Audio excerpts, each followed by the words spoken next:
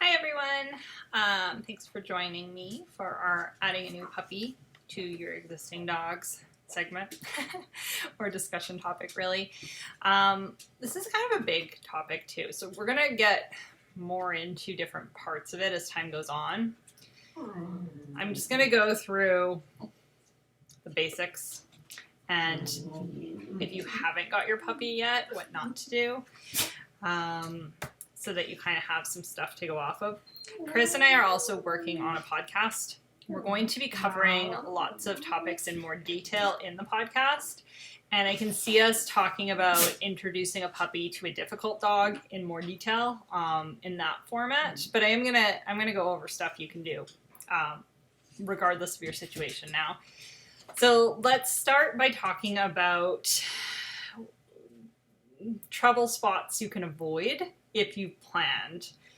So as a dog trainer, I get calls from people who want to introduce their puppy to their current dog all the time. So this is, they've already got their puppy, I don't know their current dog, I haven't worked with their current dog, and they're trying to introduce them, but their current dog isn't dog social or hasn't been around dogs in years, so we have no behavior history. Or their current dog's reactive. Their current dog has big issues.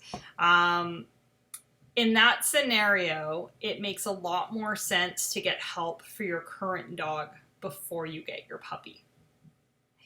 And the reason for that is if you have a current dog that cannot handle the presence of other dogs at all, you are looking at an extremely slow and possibly negative introduction happening because your puppy is going to be exposed to that other dog's over-arousal, anxiety, frustration behavior during a critical development period.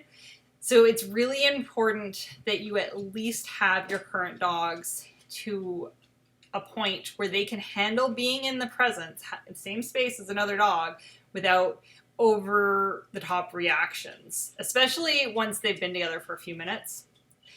Because you're going to need to be able to have both dogs in the same house. You probably need to have your dog comfortable at least with a dog through 2 layers of X-Pens.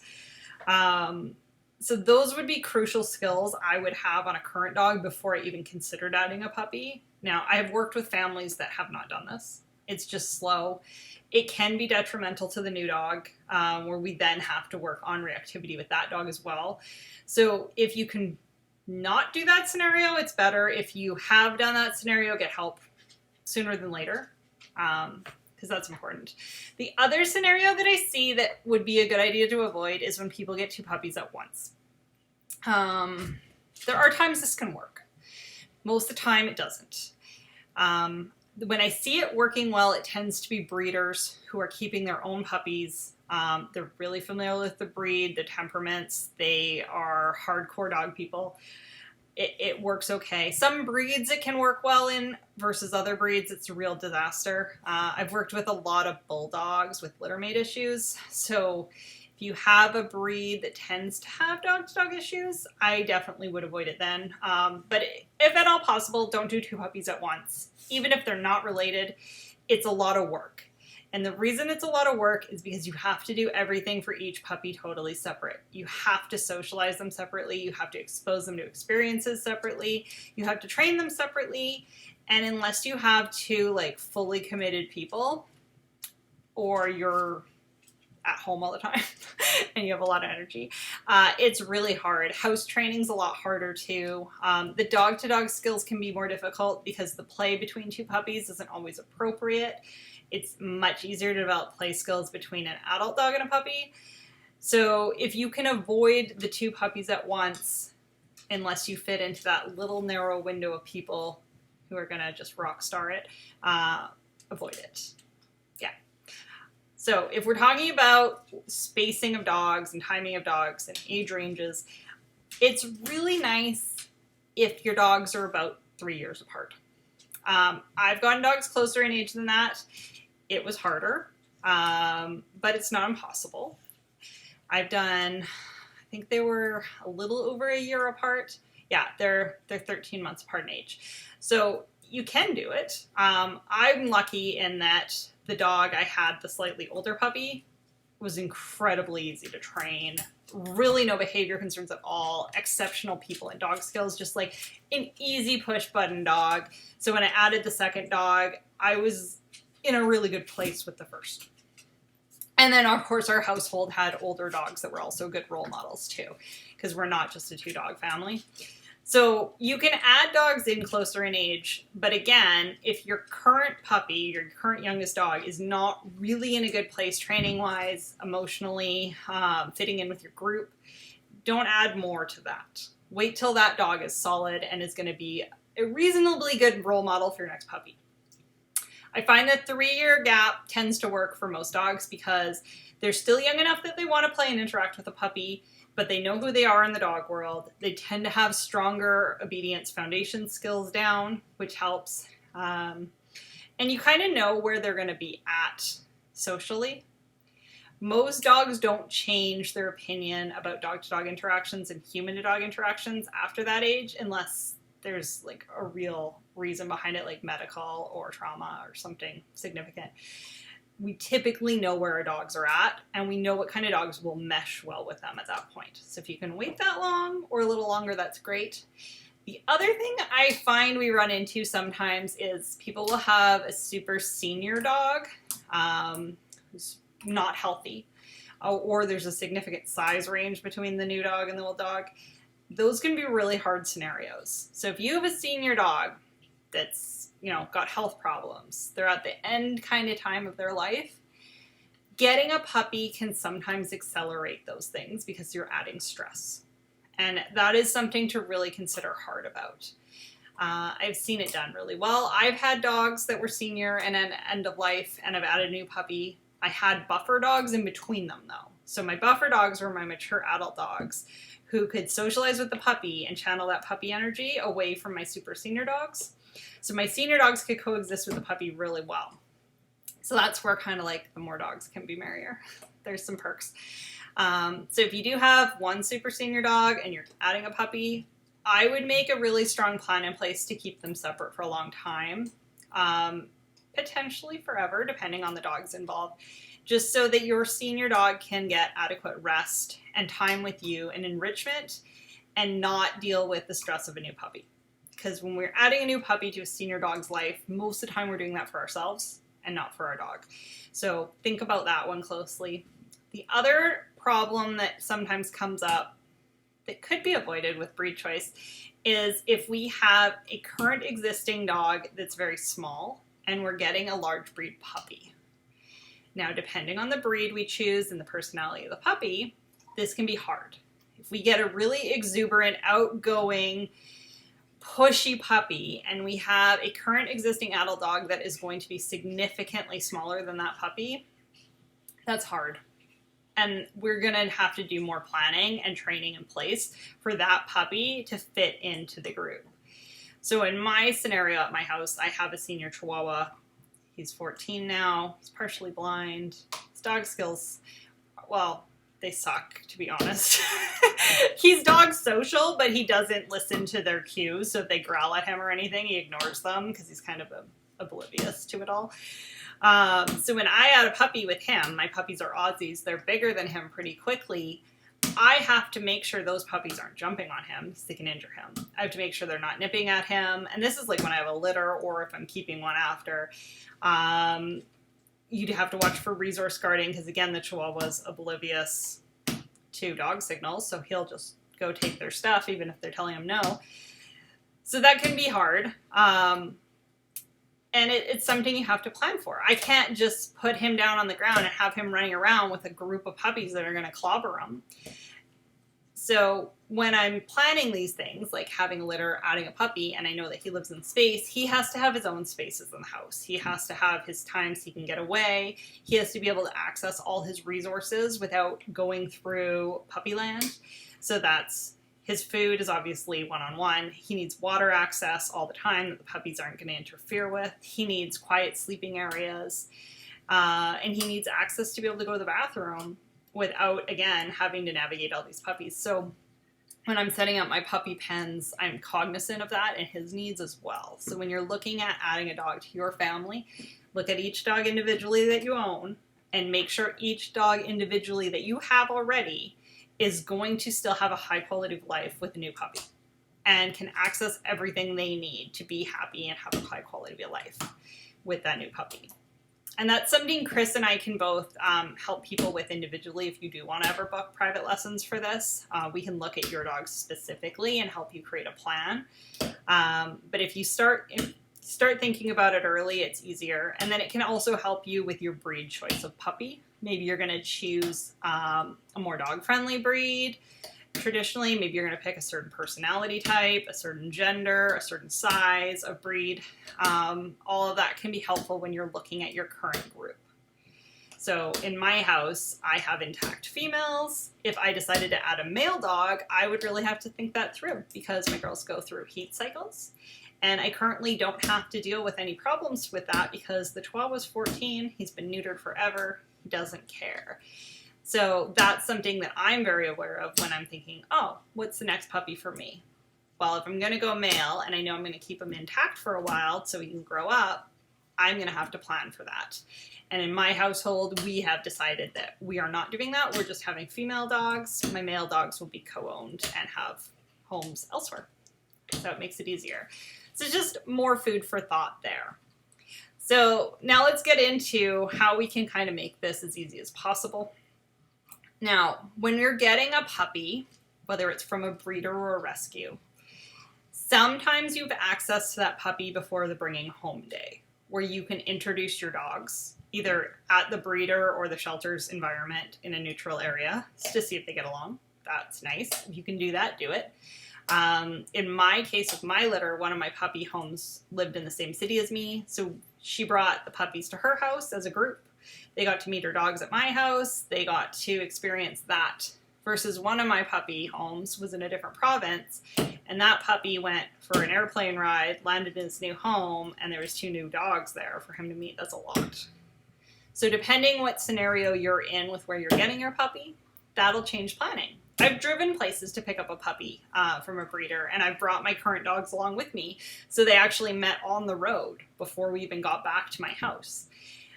There's lots of different ways to do it, and you're going to have to look at, your breeder's location, what their access to your puppy is going to be like, what they're comfortable with, what you're comfortable with, and if your dogs are dog social or not. Because if dogs are not dog social, you're not going to be introducing your puppy to them before you bring your puppy home, because it's going to be a really slow process. If your dog likes puppies or is at least, dog neutral when they meet a puppy, if you can do it early, do it for sure. So just something to think about when you're getting your puppy and where you're getting your puppy from and what your needs might be from a breeder or a rescue to ensure that you're getting the right puppy for your family. Some people will foster puppies for rescues to see how they fit in with their current dogs and adopt the one that just happens to work out really well. And there's nothing wrong with that because you're giving time back to the community, you're helping people out with your dog experience, and you're potentially finding the right dog for yourself as well. So that's an option too. Lots of different ways to get dogs. So say we're getting a puppy and our puppy hasn't met our other dogs yet. I have heard a lot of people say you have to introduce a neutral ground. This is challenging for a lot of people. The reason is we are still worried about parvo and distemper. We don't want to just take our puppies to like a random field where they can get sick. That's a legitimate concern. The other thing is maybe we don't have a fenced area where we can do a neutral greeting. And most puppies aren't leash trained when we get them. It's great if they are, but realistically at the age we get them at, they're not. And you can argue whether on-leash greetings are even appropriate because a lot of times those can change behavior a lot to be the negative. We want to typically be off-leash. So I have, when I brought my puppies home to my dogs haven't met them beforehand, I've done it in my house. Now, I do not walk a new puppy into my house full of dogs and just put them on the floor and say, hey, how do we get along? We do one dog at a time. Sometimes the puppy is in my house for 24 hours, 48 hours. I've had clients where it's a lot longer, it's weeks, before we actually do any dog-to-dog introductions. We have the puppy in an X-pen area. We may have a puppy in a different part of our house. That's okay. And we can do something called the scent exchange. So you take something that smells like your dog, and you take something that smells like puppy, and you let each other dog smell that object. Sometimes they'll pee on it, so don't use anything super valuable. I usually use like old blankies or towels, rub them all over them. If it's something they've slept with, great. And I let them smell each other that way with no visual interaction. Ideally, they can't hear each other, but it's just that scent exchange. And if you can do that before you even bring your puppy home, awesome. But again, that depends on the scenario of where you're getting your puppy and how much access you have to your puppy before you bring them home. So, very least, when you first bring your puppy home, don't drop them in a room full of dogs. Do some scent exchanges so that your puppy can get used to the smell of each dog, and your dogs, most importantly, can get used to the scent of your puppy. It's really important. I try not to use high-value toys for scent exchange because I don't want to increase arousal with it. I want it to be kind of a neutral item. So something to keep in mind if your dog's like a hardcore tugger, try not to use anything that they're going to like want to tug and play with and get jacked up, because we want the scent to be sniff, take it in, move on, not associate with over arousal. So that's definitely something I do right away. If my dogs are dog social, which most of mine have always been, I'll introduce them at that point once the puppy's kind of settled in. If they've been traveling for a long time, I'll give them a decompression period, but bring them in one at a time. Usually have multiple family members there. It doesn't hurt to have something to break up an altercation if you're worried about it. Bucket of water is cool. Hose is great if you're in the yard. Just in case. I mean, if you have it there, chances are you won't need to use it, which is nice. If you're not worried about an altercation at all, it's still a good idea to have a second person there, just in case. So what I'll do is I'll bring my easiest dog in first. Usually it's my dog that's experienced with puppies or other dogs, my most social dog. Also not my most hyper dog, because I don't want the puppy getting all jacked up either. Let them meet. If the puppy runs away and hides, that's okay. I let them have as much time as they need until they want to approach. My neutral dog, I just tell them they're a good dog, lots of praise, keep things pretty low-keel while they meet. Once those two dogs are comfortable with each other, I might take a break and I might not do another dog till the next day. Or if the puppy did really well and the neutral dog did really well, I might bring another dog in right away. So this is where knowing your dogs and your household and your energy levels is important, because we don't want high energy for this. We want it to be pretty low. So then I'll just kind of go through my rotation, usually ending with the dog that I have the most concerns about. If I have a dog that I am concerned about a bite with, not necessarily based on behavior history, but just on body language I see, sometimes just their attitude or their own stress level, I will typically muzzle train that dog before I bring puppy home, and then use the muzzle in that initial introduction as a safety plan. Now, I tend to pick muzzles that are softer in case the dog were to muzzle punch the puppy. Wearing those metal muzzles might injure the puppy anyway. But again, if you have a dog that intense, you probably should take your introduction a lot slower and get some help with that before you do it. So I use softy muzzles. Baskervilles are okay with the rubber, that kind of thing. Biothane muzzles can work. Just something that gives you a couple more seconds to intervene if you are worried, because bites can happen really quickly. And if your dog and your puppy have a significant size difference, that bite can be really, really dangerous. Not to mention a little bit emotionally traumatic for the puppy. So we want to try and prevent that as much as possible. So if you're concerned, train your dog to wear a muzzle, use the muzzle during your initial interaction. Now, when you introduce a puppy to adult dogs that already live in your home, keeping these introductions short and then giving the dogs decompression time from each other can really help, especially if the puppy's getting pumped up and super excited to play. So having a designated like puppy go zone, which is usually like an X pen with a crate, and there's some water in there, some toys for them, that works awesome. Some people, again, will use different rooms. That's fine too. Just give the dogs a chance to get away from each other, decompress from the experience, maybe walk your older dogs, take them out, and then keep doing it at an interval that is not stressful for any of the dogs involved. So for some families, this would be once or twice a day for a couple weeks. Some families, it's 1 or 2 times, and then the puppy is integrated into the pack. I find most of my adult dogs, they need a week or 2 to be really comfortable that we've added a puppy. Not that they're going to hurt them or anything, but I can tell their nose is out of joint. They're not totally happy. They're a little stressed. During that period, I'm going to do more enrichment with them, so more things that would calm them down. So we might do more sniffy walks, more puzzle toys, sometimes just more cuddle sessions with me, where I'm giving them lots of attention, or another family member that they're close to does as well. So all of that can help a lot. If you have a dog with resource guarding, and you have a new puppy, having toys in very separate areas is a good idea while the dogs are getting to know each other. Same with like bones, chew toys, things like that. I wouldn't have those together if your dog has any signs of resource guarding at all. Your dog's really good about sharing.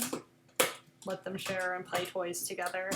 I will always do feeding for puppies and other dogs in the house totally separate. Every dog is fed in their own kennel or their own space, never together. It's a really easy way to create a problem where you wouldn't have one, have them start to compete for those resources, so please avoid that. I do multiple water areas too. I find it's just in a multi-dog household nice to have multiple areas they can go and get water. So if there's some like really subtle resource going on, guarding of water and whatnot, that I'm missing, it has happened once. There's more places to go drink. And the less there's only one of anything, the less likelihood you're going to have of resource guarding. So if you have multiple waters, lots of toys, nothing is like super special, the chances of the dogs deciding that's going to be an issue is lower. So food for thought there. If you have an older dog and they are used to a certain lifestyle, so say they're used to like couch time with you and they get to sit on all the furniture, and they're used to private one-on-one walks with you, or they're used to a certain amount of training time, please continue that while you have the puppy. Don't stop giving them their routine and structure and needs because there's a new puppy. Like, it's not a good idea. You want to keep their schedule up.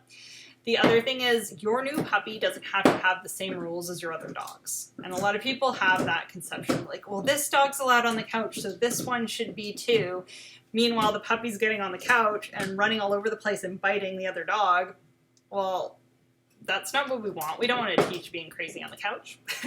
So I kind of think of those things as privileges that dogs earn with good behavior. So if your puppy is being calm and sweet and cuddly, okay, you can sit on the couch with us and our older dog and not pester. But if you're like full of beans, well, you're going to go in your exercise pen, or I'm going to sit on the floor and play with you so that our other dog can then go up where they're used to relaxing. And that's just an example if you let your dogs on the couch. So it can go the same thing for different spaces and rooms and activities. And just keep in mind too, like when you have a new puppy, if your dog is doing things sometimes that are high arousal, like playing games of fetch, don't add the puppy to that. Keep high arousal activities separate, especially while they're getting to know each other. There's a lot of arguments about playing fetch with multiple dogs at the same time in general being a bad idea, but it's not always depending on your dog and what you're doing. But it is a bad idea to put dogs that aren't comfortable in learning each other in situations where one or more dogs' arousal is going really high. So always take that into account when you're planning activities for your dogs to do together.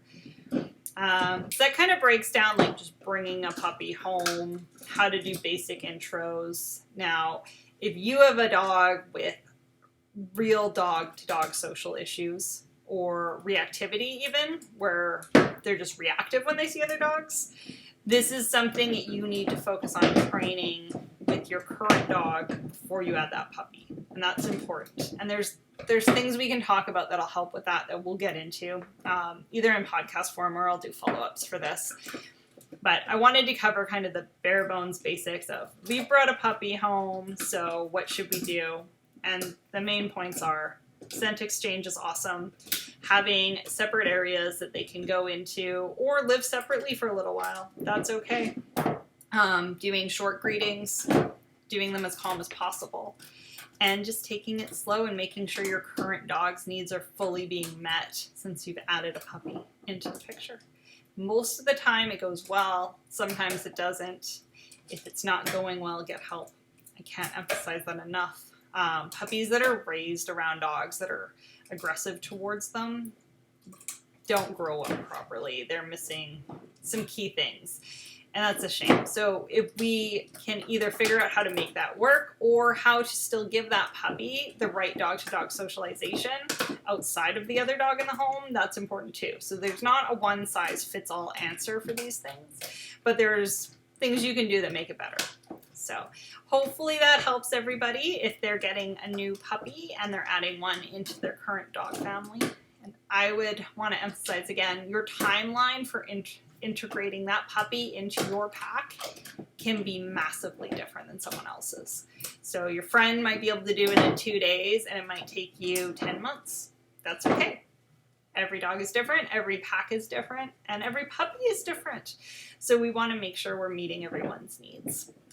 If you want to chat more about specific scenarios, if you have questions for us, please let us know. It's great chatting with you today.